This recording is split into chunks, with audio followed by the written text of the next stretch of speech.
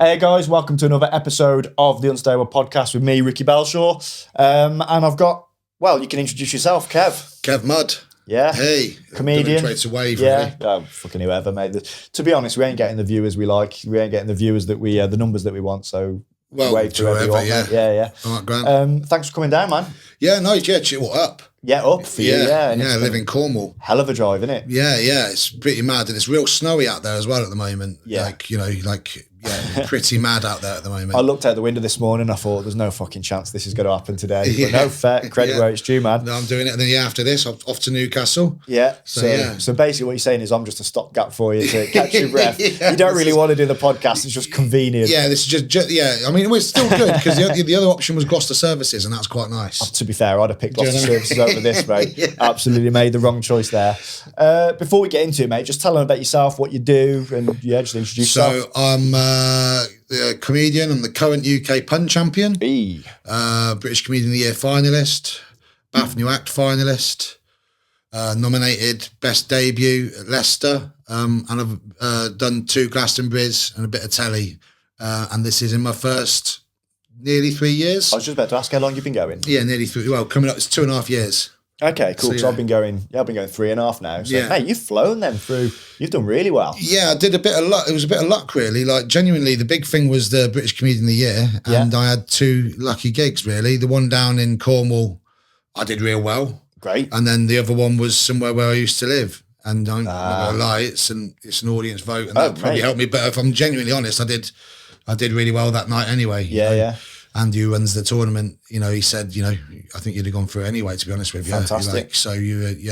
But all of a sudden I ended up at the Comedy Store, which is mad because I was homeless, which is a big thing. Yeah, we'll get into that. Yeah. But I was homeless in Covent Garden quite a lot of the time. And I'd occasionally beg in the queue for Comedy Store. Right, okay. And all of a sudden I was inside. That must be quite a nice feeling from literally being one extreme to the other. Yeah. How did that feel? It was good, especially doing that to the door staff as you're walking in. But I was only doing the I've job, got to be careful what I say there because I'm signed to the store. You're signed to them, so I love the door staff. They're lovely people, man. They are genuinely nice. No, do you know what I mean? Yeah. I know what it's like. I have people coming up and asking for change and stuff. But yes, from their point of view, if they've got a night on and they've got paying for this, so I get it. But from your point of view, it's just quite nice. Annoyingly, they didn't remember me, of course. Yeah, of course. But I kind of wanted them to be like, hey. And no. I'm on that stage tonight, baby.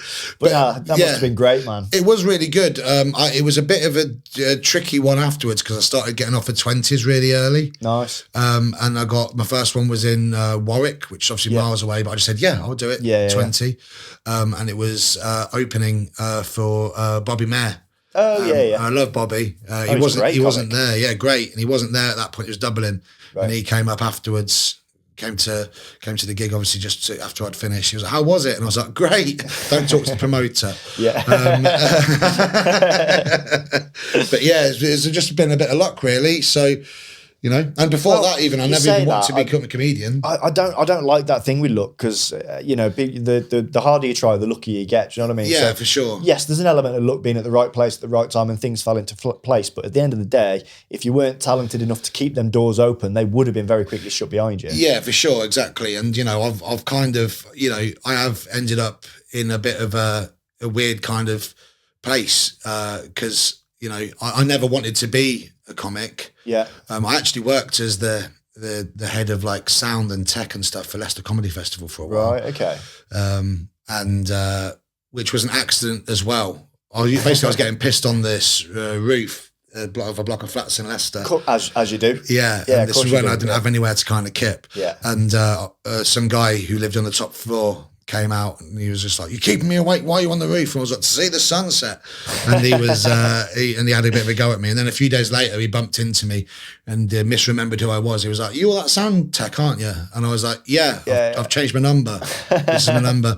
And then from that, I ended up, getting a job at Leicester Comedy Festival. Great. I fucking love that. Won Best Poster, started doing graphics as well. Won Best Poster with Paul Foote. Okay, Got to know Paul a bit. He's been, I've been under Paul's wing a little bit occasionally here and there.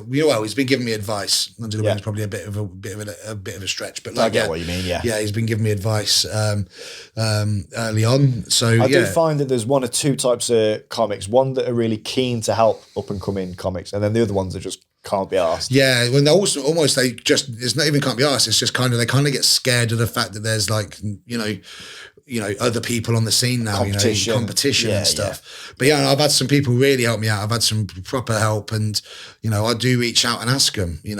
I'm now weirdly I managed to. I don't know how. Again, this has all just kind of been a blag, but I'm now the guy who does the graphics for all the comedians at Glastonbury now. Amazing. So what a gig. Yeah, exactly. So I'm now at Glastonbury, like I'm in there, which means I can then get myself onto other stages. Yeah, of course. Because it is who you know. And it's like, as a homeless guy, an ex-homeless guy who's had nothing, in certain areas and certain things, certain times, I'm happy to take that for once. Oh yeah, definitely. It's not been 100%. Yeah. Well, let's talk about that if you don't mind, because obviously you're doing very well now. You're a comedian, and you got a roof over your head. But there was a time where it was really shit for you, to put it bluntly, and you didn't have a place to live. How did it come from, if you don't mind me asking, sort of you have a place to live to becoming homeless? What happened there, mate? So basically there was things that happened when I was younger, like that I couldn't really talk to people. So I've always had somewhere to stay. This is the thing. So I've worked within the homeless sector for a while.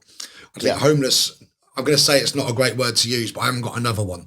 But like there's so many different varieties of people that are homeless. There's people who haven't got a house. There's people who can't get a house. I always had my family. Yeah. But I had such bad mental health that I would just not really talk to anyone, and when things got difficult, I'd end up like running away. Right. Okay. I ended up homeless firstly because of some things that happened when I was younger, like some proper mental health problems. I had like suicide attempts. I had some legal issues as well, which I would always say weren't my fault. I never got the prison's full of innocent men, isn't it? Yeah. I never got convicted of nothing or anything, because I genuinely hadn't done that. Like, but I had all this weird kind of stuff going on when I was younger, real confusion over things, and then I ended up homeless just because I couldn't talk to people about things. I had this weird kind of inbuilt like guilt and worry and all this sort of thing. Is that what it was? You felt like you couldn't talk to these people about stuff you're exactly worthy or something? Yeah. So I'd always had a bit of a problem with all of that. Like I've always had a bit of a problem with self-worth, even now, which is why I do comedy. Well, I was just about to add, like, when self-worth, because you really put yourself on that cusp of vulnerability, really, on stage, and you're very naked at that point. So I think there's two ways of starting comedy. One is to be confident enough to think that you've got something to offer, and the other one is to get to realise you're at a point where it doesn't matter what the audience think of you. They can't think anything that you haven't said to yourself 3 inches from the mirror. Yeah, I think I fall into the first category you said there, but you clearly fall into the second. Well, I'm just like, it don't matter. Do you know what I mean? I'm kind of doing this because it's like, well, all right. Yeah. You know I mean? Like, I've already got my rock bottom. Let's see how far we can push this. Exactly. Yeah. And then people go, Christ, you're open about stuff on stage. It's like, I've got no more shame. I will talk to people about anything. I think there's something quite beautiful in that, because I'm very open. I really do bear all on stage, and I think there's something quite endearing as an audience member to someone who stood in front of you, being honest from the bottom of their heart and opening up. I think it's interesting, it's humbling, and if you can find the funny in it, then even better. Yeah, I mean, the weird thing is you say about the honest thing as well, because I've had mates of mine who have come up to me and said, "Why are you doing the homeless thing? You weren't homeless." And I'm like, well, I wasn't when I knew you, Like, I haven't spoken to you about it. Do you know what I mean? Like, you haven't spoken to me about, other things. Like, I don't, you talk to mates and you don't know, one of their parents is dead or something, and you've known them for like 10, 15 years, but that's just not kind of came up in conversation. Absolutely. I'm not sitting in the pub and being just like, I used to eat out of bins as well. Like you did, it's not like you make a new friend and go, right, we need to fucking talk this through. This is what happened to me on the 7th of February 1982. You know what I mean? It's like, I've had other people who known about it, but also, like a lot of the time, it was a bit weird for them because they've known that I've had places to live, but I've literally I would have run away, and I'd end up in a squat or I'd end up on the street. Yeah. Sorry, in a very homeless way. I've got hair in my mouth. Oh, beautiful. But yeah, I'll blame whoever washed the glass. Sorry about that. There's a very real chance that's one of my mum's pubes. So I'm going to apologise for that. It don't taste like that. Nice, I'll sort you out a number afterwards, mate. You can find out for sure. Do a little taste test. Oh God. But sorry, Mom. Sorry. All right. But I mean, it just became this. It became a way of me being able to get away from things and hide away and stuff. And that's kind of how I've ended up in a caravan in Cornwall. It's like I never liked being without a house. I never liked, having like being outside and stuff, but I just couldn't deal with being around people. I've got like mad social anxiety and things, which is weird because it goes away when I'm on the stage. But I was going to ask that, but also, how do you feel in this situation? Is this quite anxious, quite anxiety building for you? Are you okay with this? It's no more than normal. Like this is the same as would be with anyone. I wouldn't say there's no anxiety. Yeah. But I think the reason I know that there's anxiety, it's weird because I remember watching an interview on Parkinson interviewing George Best, and he said he only realised he was an alcoholic when he came back sober one day, because you need that contrast. You need, for me, I didn't know I had anxiety. I just thought, I like beer and drugs. And then I ended up with, I've got addiction problems. And as soon as you come off the addiction, you're like, this me wanting to rip my skin off all of the time is this anxiety. And, I think it kind of all feeds into itself. You end up, it ends up being what you call your personality. At the end, which is kind of what mine is. This over talking, oversharing, nervous kind of. I mean, it's great for me because this podcast is doing itself. This is don't relax. I want this anxiety to keep fucking. If anything, I want it to get worse. So I've just got to sit here and listen. Pay your Patreon. You'll get your 3-hour episode today. Yes, now we're talking. We like that.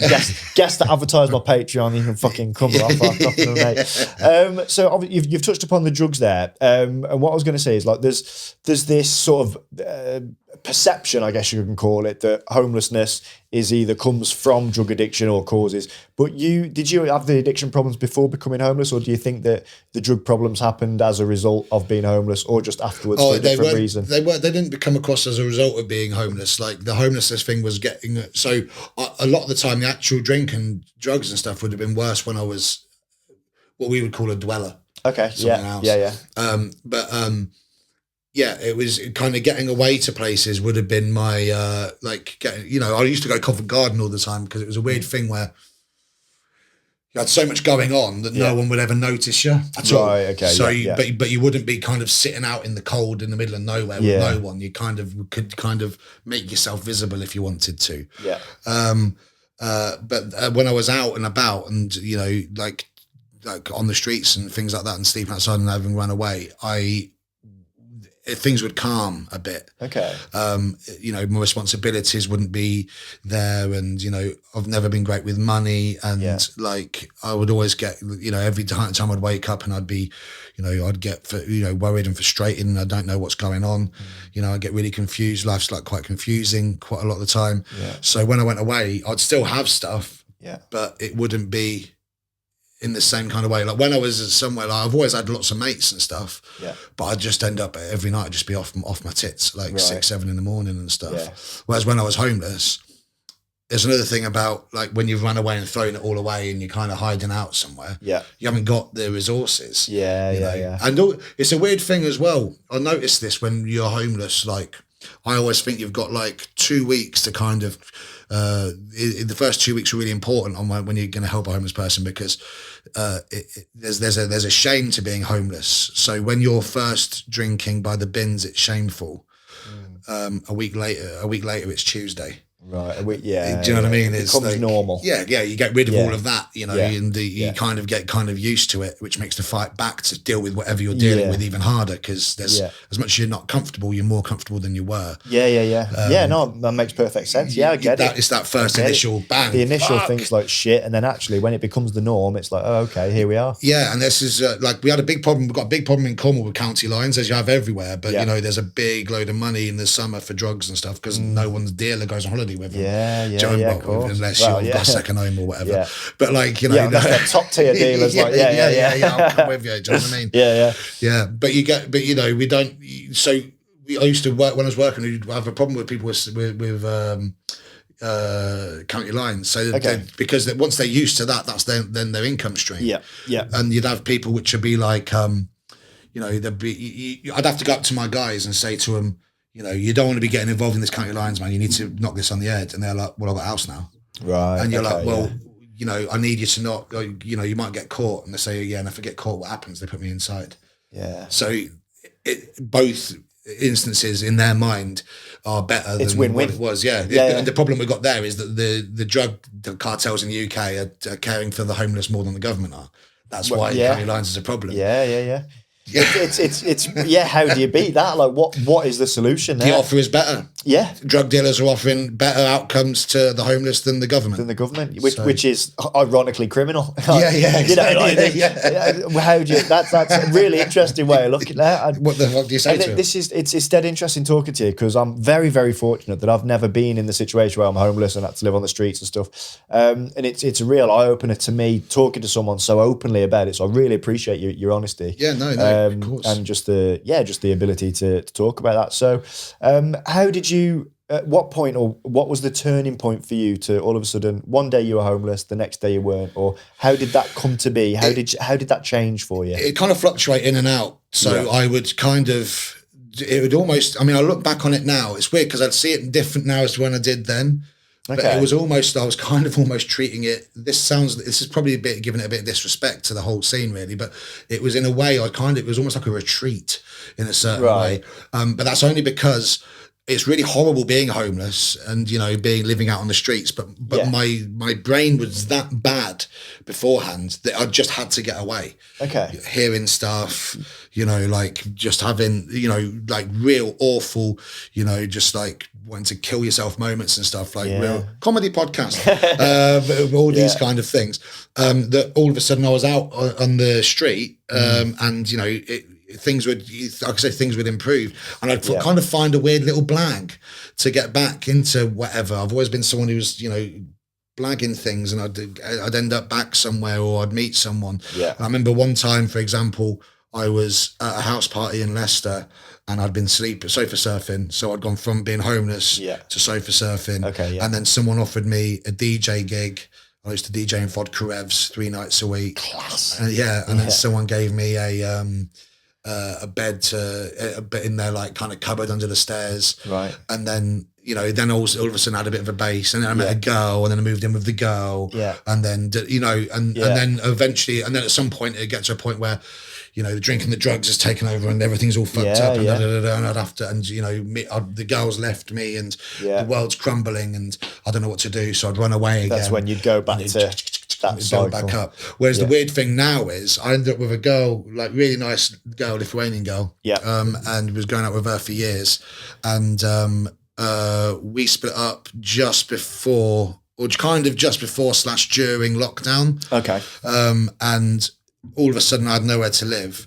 Because she was paying half the rent with us, do you know what I mean, and stuff, and I had to move out. And I ended up moving in with some people that I randomly met on Gumtree in Leicester temporarily. And some of them, you met them on Gumtree? Well, just like a house for let or whatever. Oh, I see. Sorry, I see. And I thought you were just trading paper clips or something. Oh, no. Next thing you know, you're in there. It's like, come on, you'll get on. I'll come and pick up that, and then I ain't fucking leaving, mate. This is it. But ended up moving in with them, and some of them started smoking crack, which didn't, it shocked me, and they were smoking crack and watching Poirot every day in the front room. So they was doing To be fair, I imagine crack making Poirot more interesting. Yeah, I haven't seen Poirot. But they're dead paranoid. I watched it recently, and I just thought, I kind of get it. Do you know what I mean? It wouldn't, I think Columbo's more of a weed thing. And, a diagnosis murder is probably acid. I don't know. Yeah, I don't know. But they was watching Poirot. Luther is definitely DMT. More of a modern thing. Yeah. But I was going mad in this house, and then ended up writing a rant on Facebook, which is always a sign of good mental health. That's absolutely a good sign. Yeah, and then I got picked up by the Guardian, and I ended up becoming an undercover reporter for the Guardian during lockdown. And then, fucking hell, some of yours, they're so random how things are falling into place. It's really, it's really beautiful. strange. I love it. But then I wrote a story about a company called Boohoo, which were using modern slavery, and that took 1.5 billion off their share price. Amazing. And got into Boris Johnson's daily briefings. He had to talk about it. It was on the front of all the tabloids. And then with I remember seeing the adverts for Boohoo.com. I don't see them now. It was a bit of a thing. But then I ended up having to leg it. I took the money that I got paid for that and legged it to a caravan that had no curtains. I used to have no windows, so I had shower curtains taped on. Right, okay. And then from there, I kind of dealt with my drinking. Because I didn't realise how much of a problem it was until I was on my own in a caravan, and I was it kind of gave me that base. Yeah. To see like everything. Your own base. Yeah, wasn't I was away from people. Yeah. There's miles until there's someone else and stuff. I'm right on the cliffs and stuff. Handy's a suicide worker. I was just about to say, I was, in my head then I was thinking, do I make a suicide joke? No, Rick, don't. So I'm so glad you beat me to it. Boom, boom. But yeah, then I had, then started writing. Went to a comedy night. Some comedian didn't turn up, and some mate was like, "He's funny," and then all of a sudden, 2 or 3 months later, I'm at the Comedy Store. Amazing. That's mad. So what were you doing at the store? Was it the Gong or something? No, that was the British Comedian Final. Oh, right. Yeah. Oh, so it was a 10 as well. Yeah. 10 at the store. Fuck. Yeah. And we had to pick straws and I was on first. Oh, no. And you had Andrew White, Larry Dean, Ian Stone, Dan Tiernan. So great comic. Unbelievable. Is that the year that Dan won it? Yeah. Yeah, I was next to Dan when he won it. Was it last year? No, year before. Last year was Alistair Barry. Alistair Wallace. Yeah. For those of you who don't know, it's like because some of the listeners aren't comedy savvy. Yeah. So, to get a 10 at the Comedy Store is just phenomenal, especially within so many months. But also, if you're in a competition or any comedy night, the opener, the first act on, is known for taking the bullet. It's the hardest spot to do. The audience aren't necessarily warmed up the great. So to do a competition and opening is just dog shit. Yeah. At that point, during that, you think, I'm not winning this. Yeah. And I was already up against it. Oh, and the names that we've mentioned there are phenomenal comics. I mean, all of them are kind of the best at what they do. You were probably out of your depth there at that point. Completely and utterly. And I don't mean anything by that. No, but completely and utterly. The names there, with how new you were, No, my job there was, let's see how, if I can look just a little bit at my depth. Yeah. So I don't look a complete twat. Yeah. And I came across all right. The problem was, I've always had problems remembering stuff. Okay. So I had the thing written on my hand. Yeah. Typical open mic thing to do. Everything written on my hand. And also I'm new. I don't know these jokes. These jokes haven't had much of a run out. I'm a few months in and it's Cornwall. It's not soaked in new material now, so I can practice jokes. That's incredible. I didn't get through. I did the semi-final last week and didn't get through after 3 and I'm in my third year now. So for you to do that after 6 months, phenomenal achievement. But the problem was it was in blue and the lights were blue. The blue, So now all my notes are on my shoes. They're still on them now. Oh, wicked. That's sick. We'll get a picture of that and put it on there for the... footnotes. We'll put him in the footnotes. He's never turning off, are you? Always on the... No. That's what you get for being the pun champion of the year. This is it, that's fucking quality. Let's get one of them on the thing. We'll get him. We'll zoom in. There you go, look. Yeah, so he's got Addict, Block, Lonely, Dogs, IRA, Politics, Browsing History and VHS. There we go. So there you go. That's a good 15 minutes on that show. I love that. So, how did you feel in that competition? I felt really proud and stuff, but also, as much as it was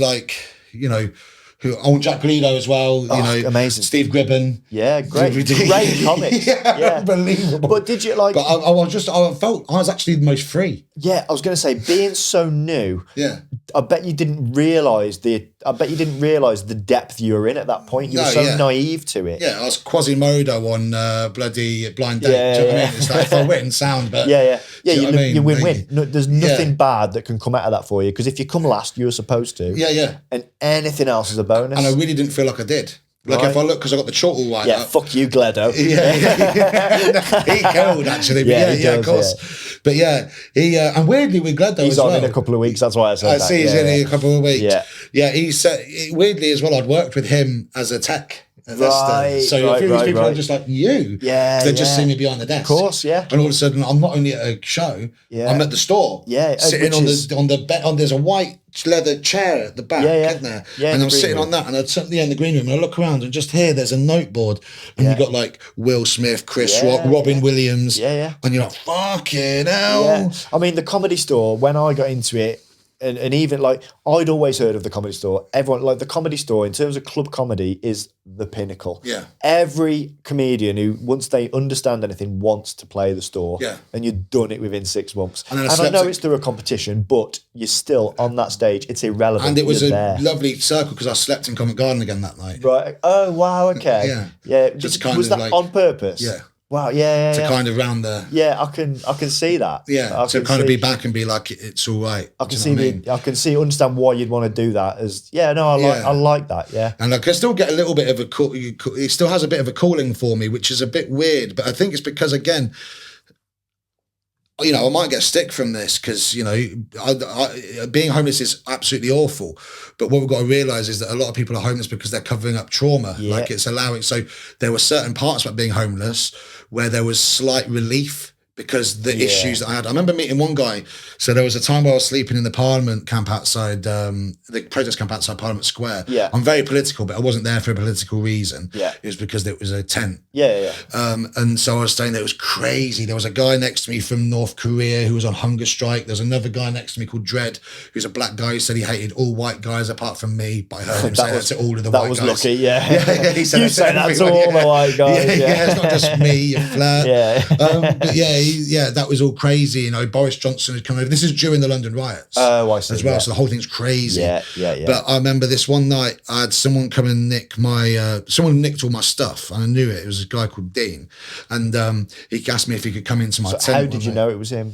I could see him with it. He was wearing my fucking hat. That is a giveaway. Yeah. But there was he's wearing it. But it was like there was people there who were protesting, but then there was also people who were addicts that were coming in. Now, when I say I have my addiction, I was never into crack or anything like that. Yeah. I was into like party drugs. Okay. And then like coke, ecstasy, ketamine, all that sort of thing, and psychedelics, but you couldn't get hold of them. Because they're fun, so people keep them. Yeah. But like, but bad.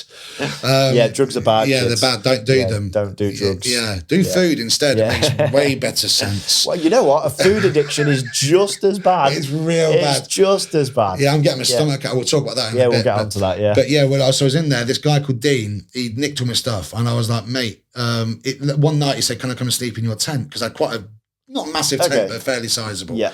And I had loads of room because all my shit had been nicked. Of course. And it was starting to, and it was starting to rain. And he was like, can you come in? I was like, no way. Yeah. And then he went to sleep on the gutter next to the tent that night, and it was raining. I could hear him like sobbing. Right. I was like, oh, for fuck's sake. So I let him in, and he immediately shat himself. Oh. And I was like, bro, this is now your tent. You've nicked all my stuff. You've shat in there now. Full on shit. Full on shat in that tent. Oh. Yeah. And I did do a shit in that tent, which I'll come to as well at some point, maybe, with our time. But so we had all of that. Basically, this guy, Dean, took me. So I was all of a sudden out now. I remember. So he walked into your tent, lay down, and went. Oh mate, no. Fucking! I knew it weren't a fart. It was like, I was like, mate, you've shot yourself. Because I had a shit incident the other day. In fact, we're gonna go for. I'm just looking down because any story we get into now is we're gonna go over. So we're gonna go for a quick break now, and then we'll come back and we'll both talk shit. Literally. All right. Got a poo story. Yeah. See you in a few minutes. Thank you.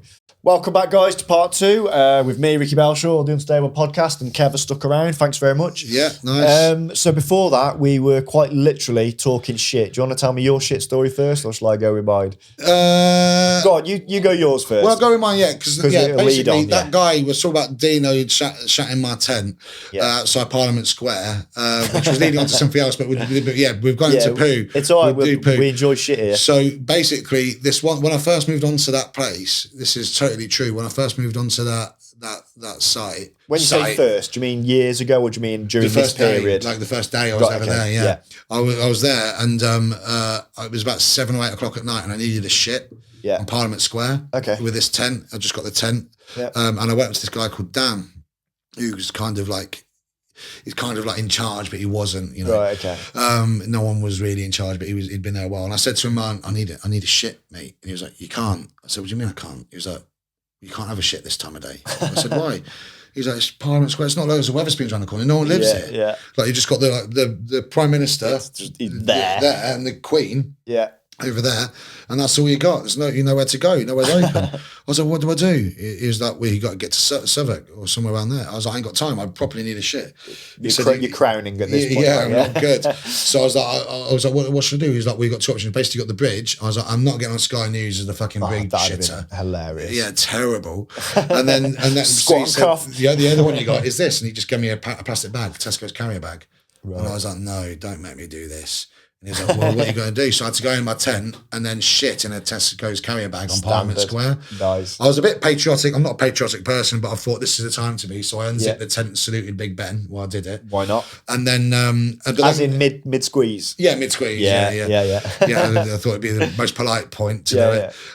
But then, like... Thinking about it, that is the most polite point. You know, do you do it before? You don't do it before. Do you do it afterwards? No, weird, it seems midway. Yeah, midway. Just like I'm really vulnerable now. Thanks. Yeah.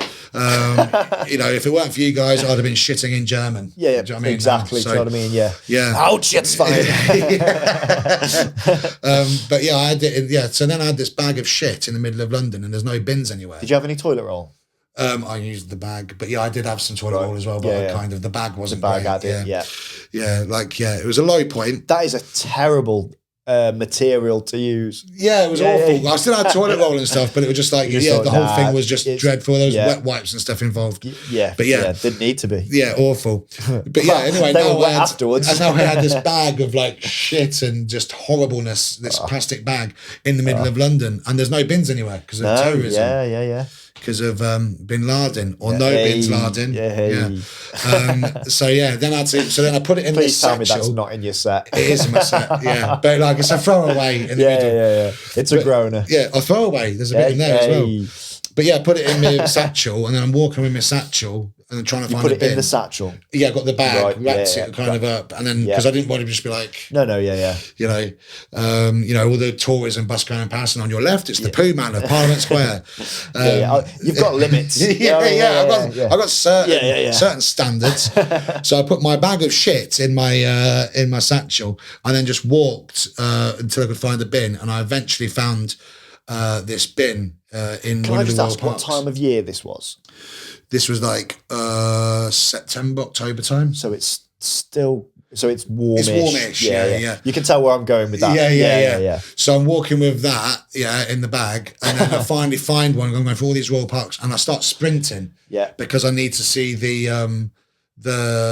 Oh no, it was August. Okay. It was August. So it is warm. Yeah, it is warm. I sprint into this thing, this bin, because obviously I didn't want the shit on me anymore. But it had just been the London riots. This was 2011. Right. Okay. Yeah. And I was running, and then this police officer stops me. Oh. And he goes, right, because you're just a guy, and I'm quite punky with looking, with a backpack, and a bag, running, and he's like, what? And he goes, what's in your bag? Oh. And I said that it's a Tesco's carrier bag with my shit in it.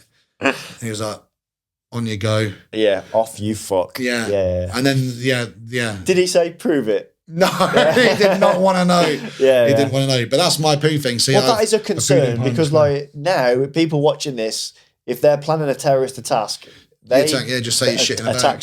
If you get stopped by the police, just say what's in your bag. Well, it's a bag of shit. Bag of shit. Off you go. Bag of shit. So he just let you go, did he? Yeah. Well, I was just going straight to the bin. Yeah. Like it was like, you're here, and then where the camera is how far the bin was. Okay, yeah. So I just I there.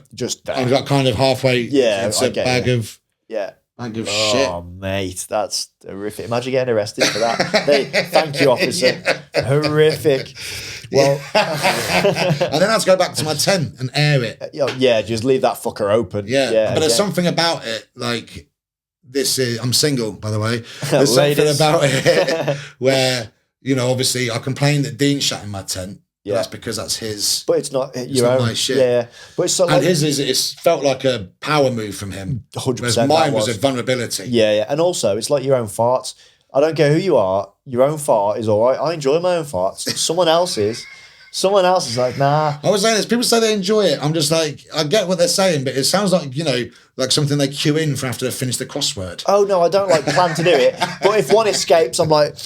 That's last night's chili. Yeah. Oh my word! I don't care who you're lying if you say you don't enjoy the smell of your own farts.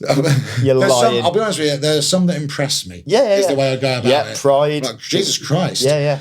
But I'm proud of that bad boy. Yeah. But someone else is now off you go. But I wouldn't put it in a diary entry. No. Depends how good it was, mate. Depends. If we're talking an 11 out of 10. You've had nothing else on that day if that's what's happened. If you have an 11 out of 10 fart, it's going in the diary, mate. That's top level shit right there. So my poo story. So I did. Have you done the? I love how easy the segue is from homelessness. Oh, easy, mate. Easy. Yeah. Have you done the Empire in Belfast? No, but I'd love to go over. I'm planning on going over. Yeah. I've got one of my best mates lives in Belfast. So. Great. It's an amazing gig to do. If you can do it, do it. It's fantastic. So the Empire in Belfast, they run a weekly gig on a Tuesday. So it's weekend money on a Tuesday. Great. They fly us out there, put you up, do the gig, you go home the next day, they fly back. It's great. Anyhow, so I'm on my way back from the gig. So I've had a late night, early morning, and I'm waiting in like the accessible area because like we get disabled assistants, they push us through. And this lady, lazy. Yeah, I'm just a lady. I'm not even disabled. I'm just a character act, mate. I'm just method as fuck. I've got a mansion. Yeah. And this woman comes up to me and she says, "Look, I hope you don't mind." She went, "Can I ask if you're going back to Birmingham?" I said, "Yeah." She says, I'm a carer for this gentleman and he's not very confident. Would you mind just keeping an eye on him? No problem at all. Of course I will. I said, "What's wrong with him?" She said, "I'm not allowed to say." No problem. I'll speak to him and ask him. Fine. So she introduces me, and he's this older bloke. It turns out he was an alcoholic. I'm not going to mention names and stuff, but he was an alcoholic, and he'd lost his wife, and he was going back home to see family. Fine. So we're chatting away, and we both get taken through together. So I've got the carer from the airport pushing me, and he's sort of following. Anyway, we go up this lift into this thing, and all of a sudden he says to me, "Where's the toilets?" I was like, I don't know, mate. I don't work here. And he asked the bloke behind me, and he said, just up there around the corner. And all of a sudden, there was the wettest, loudest, squelchiest fart you've ever heard in your life. But because I'm the only one in the wheelchair, everyone looks at me. Because obviously, it's only the disabled guy that's going to shit himself in public. Hey, you would get it more than me, but there's something about being a big, fat, hairy guy as well. If there's a fart... Oh, mate. Yeah, you'd be second. I'm like, it's that little blonde lady. Yeah. They'd look at the guy in the wheelchair first, and if it's not me, they'd go to you 100%. And then it's an Alsatian. And then it's the dog. And then it's everyone else. Yeah, and then it's, then it's the Polish guy. Yeah. So everyone sort of looks at me, and this woman, honestly, she just tutted. She looked and the smell was horrific. Anyway, I looked down and this poor bloke had the most liquid ass you've ever seen. It was seeping out of the bottom of his joggers. And he just looked at me and he went, "I don't think I can get on the plane." I'm like, "No, mate, I don't think you can." And he fucked off to the toilet. I bet it was Dean. And it was probably Dean, yeah. Dean, you fucking bastard.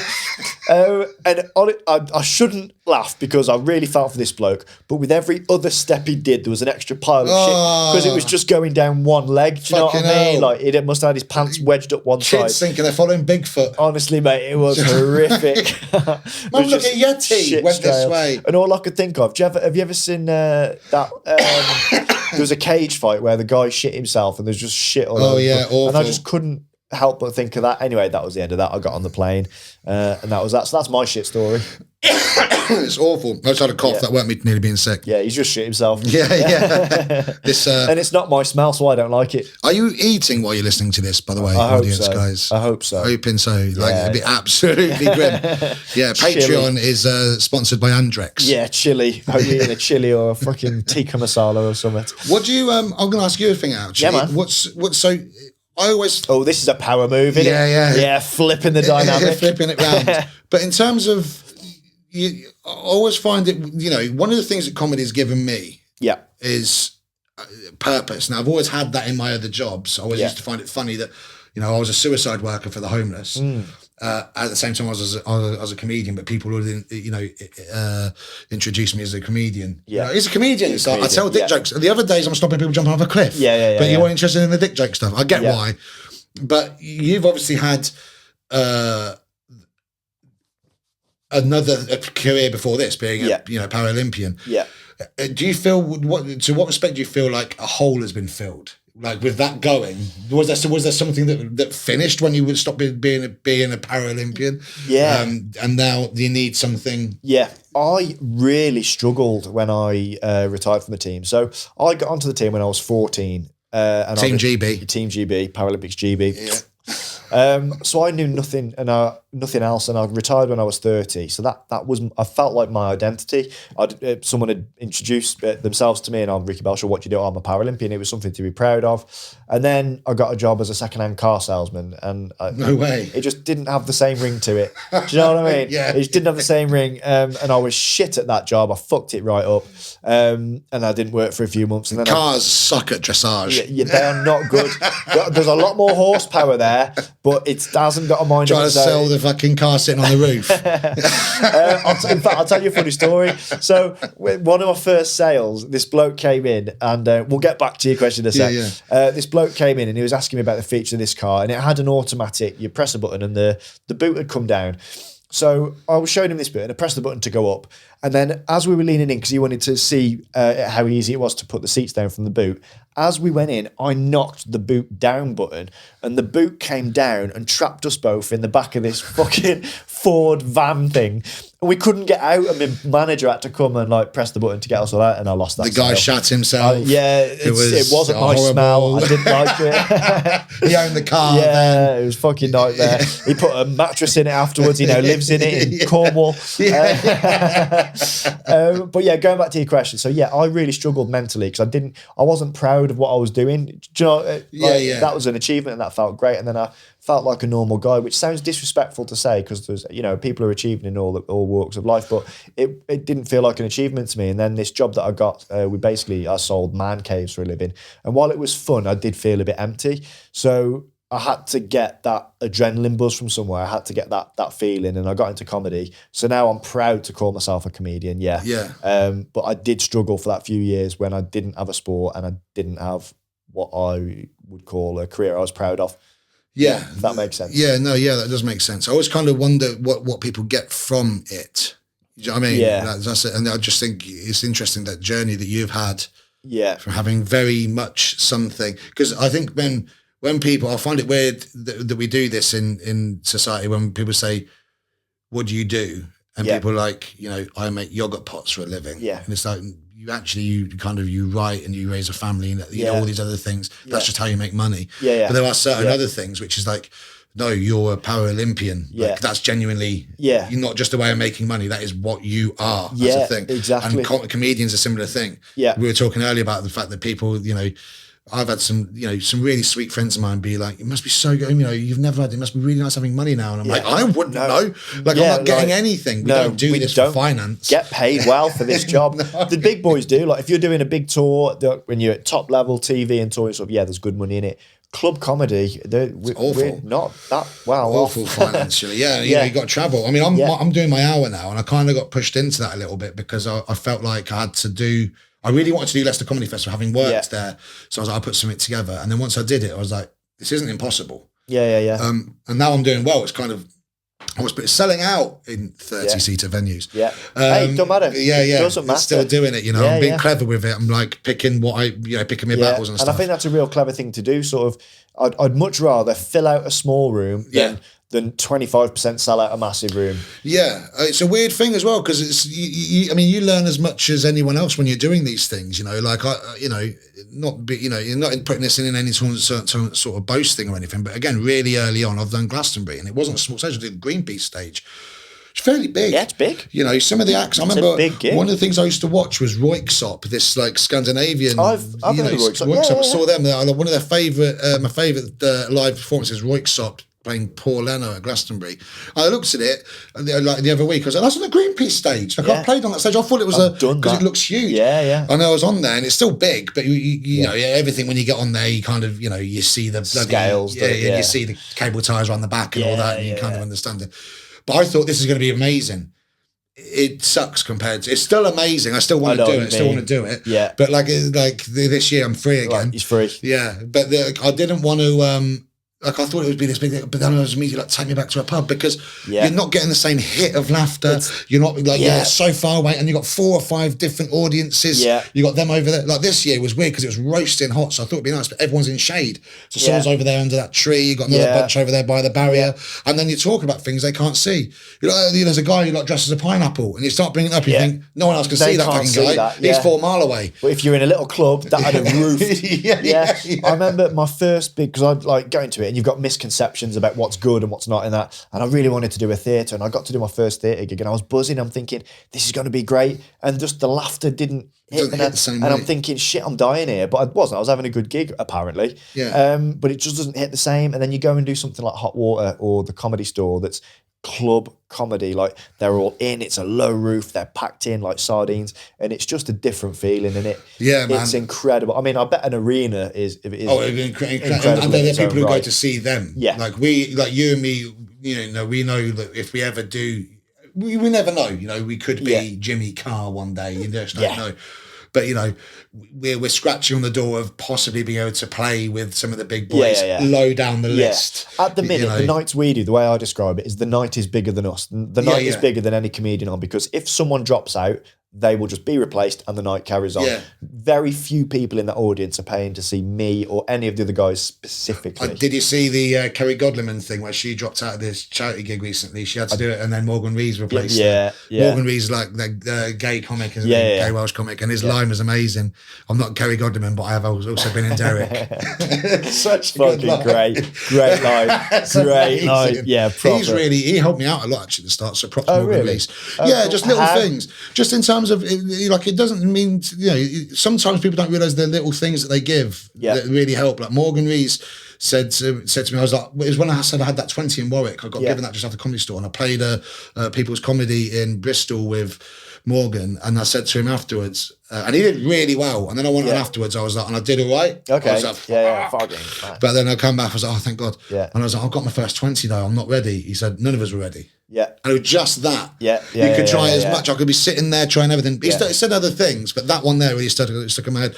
I've had people, like I had it this week as well with Ian Stone. Ian Stone really helped because I played Top Secret this week. And I don't know whether I'm ready for these things, but I know that I'm ready to be able to ask. Because my path has taken me to this point where I'm like, right, well, I've done all of these other things. I don't know if I've got the skill set, but I might not be in this position to ask again. So I'm going to ask.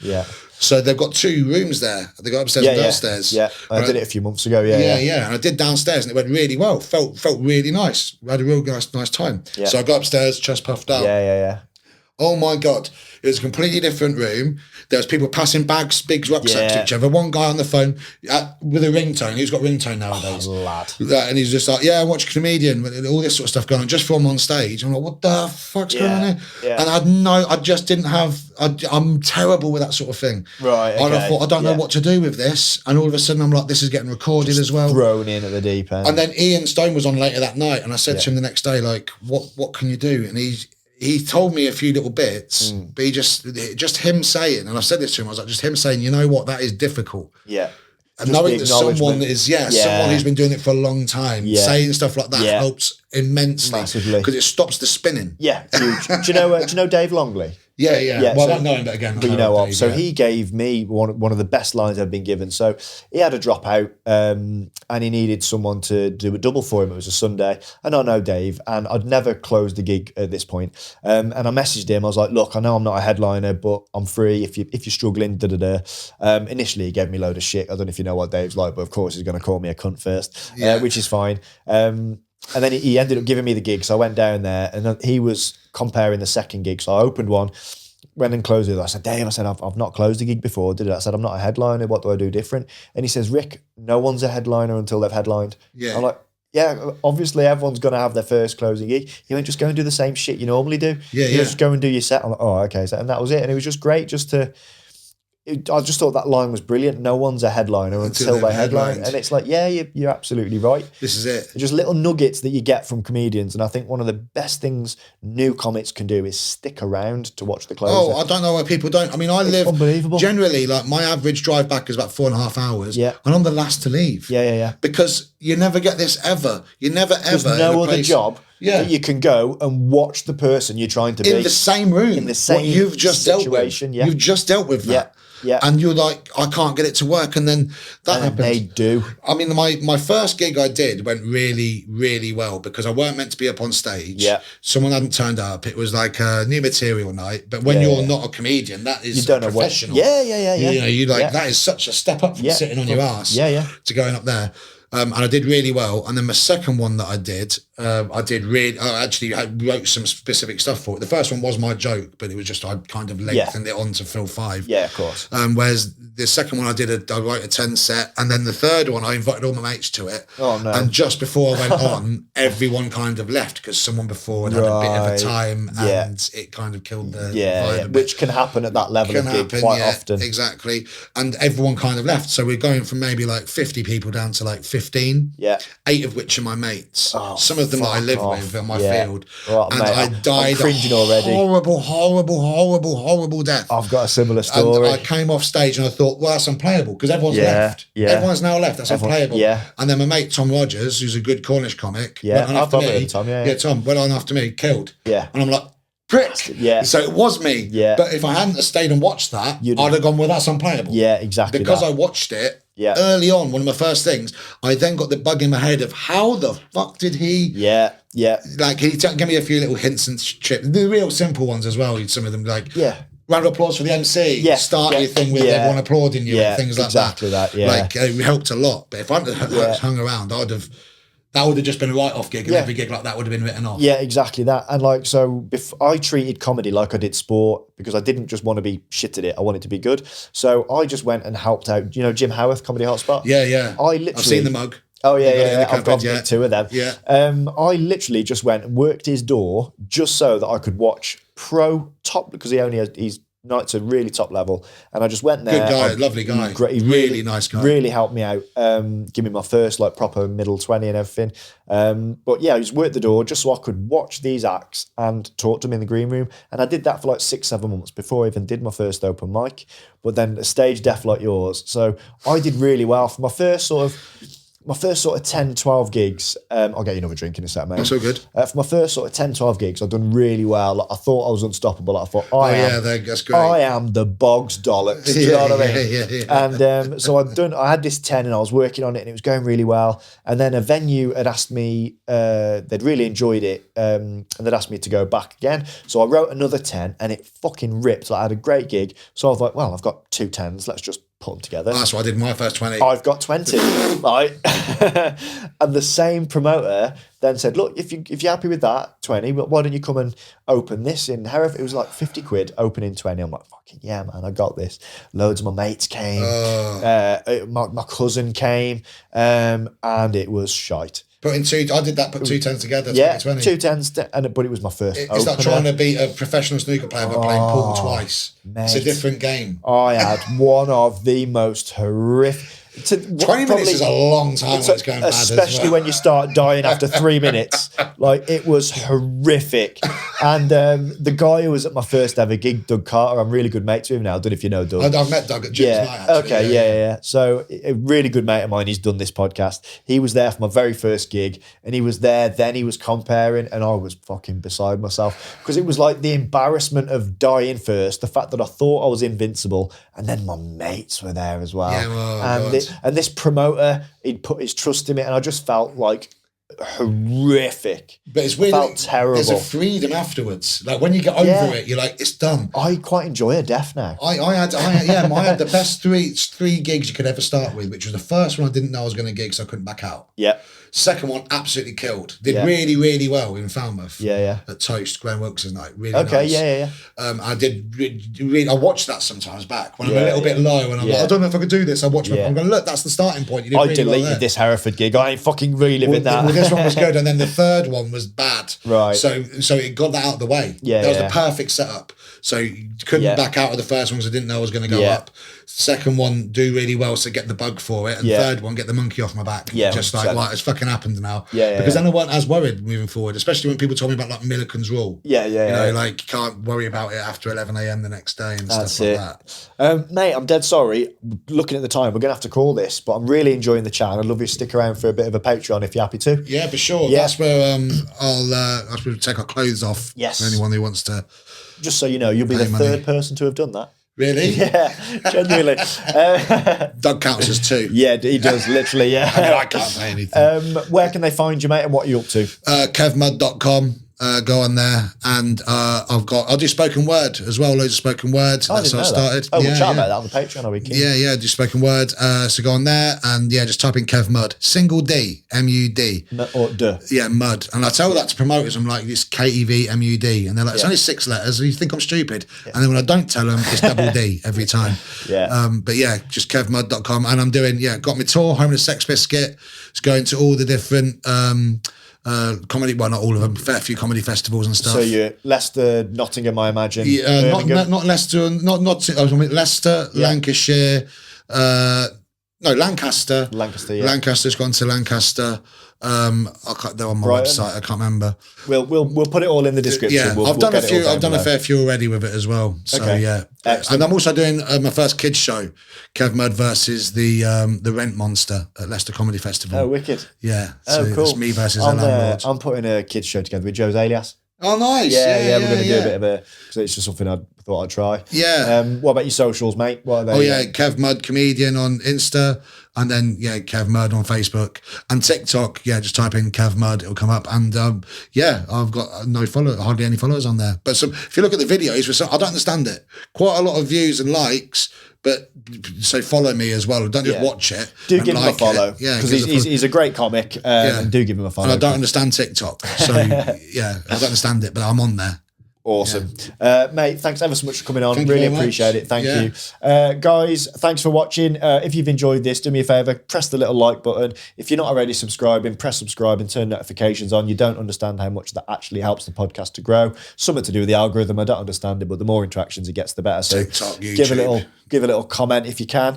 We're going to go across to Patreon now. It's patreon.com/unstablepod. It's still just £1 a month for the first 1,000 patrons. You get extra content, early access, and we're probably going to get some extra shit coming when we've got some more ideas. It's a new podcast, so that £1 a month really will help this to grow. We've got massive ideas that we want to do for you. So please do subscribe there. It's just £1 a month. Hopefully you won't miss that. And yeah, that would be great. Kev, again, thanks ever so much. Thank you very much. We will see you next week. And my show doesn't include loads of stuff about poo. There's no shit. It's all shit. I'm not. So cheers, mate. Take care, guys. You. All the best. Bye-bye.